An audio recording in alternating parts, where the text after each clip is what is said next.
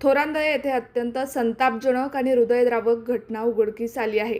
चोरीच्या उद्देशाने घरात घुसलेल्या अज्ञात चोरट्यांनी ज्येष्ठ नागरिक दामोदर जयराम मिंडे वय वर्ष 65 यांची निर्दयी हत्या केल्याची माहिती समोर आली आहे.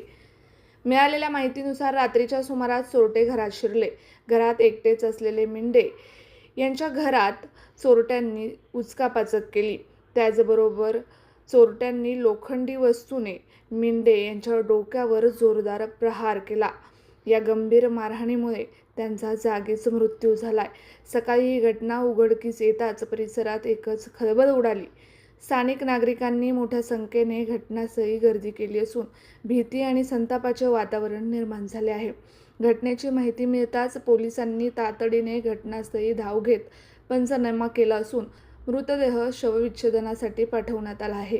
चोरट्यांचा शोध घेण्यासाठी पोलिसांनी विशेष पथके तयार केली असून सीसीटीव्ही फुटेज आणि इतर पुराव्यांच्या आधारे तपास सुरू आहे. वाढत्या गुन्हेगारीमुळे नागरिकांमध्ये तीव्र संताप असून आरोपींना तात्काळ अटक करून कडक शिक्षा द्यावी अशी मागणी जोर धरू लागली आहे.